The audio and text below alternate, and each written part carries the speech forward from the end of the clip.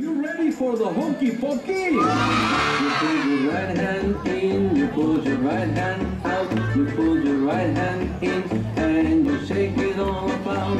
You do the hokey pokey and you turn yourself around. That's what it's all about, hokey pokey!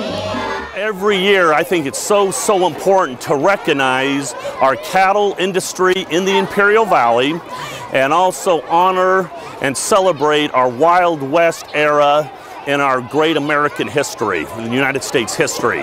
And so I wanted to make it one of my priorities to involve the community, involve the J.W. Oakley School community with all of our families, our friends, our students, our certificated and classified staff, and just really, as far as kickoff Cattle Call weekend here in Brawley, and get ready for the rodeo and get ready for the Cattle Call parade.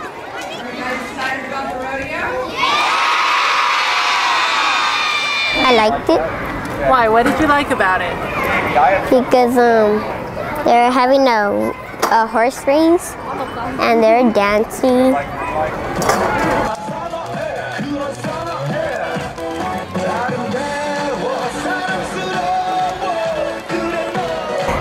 I liked it because them riding horses and them did dancing and it had lots of fun.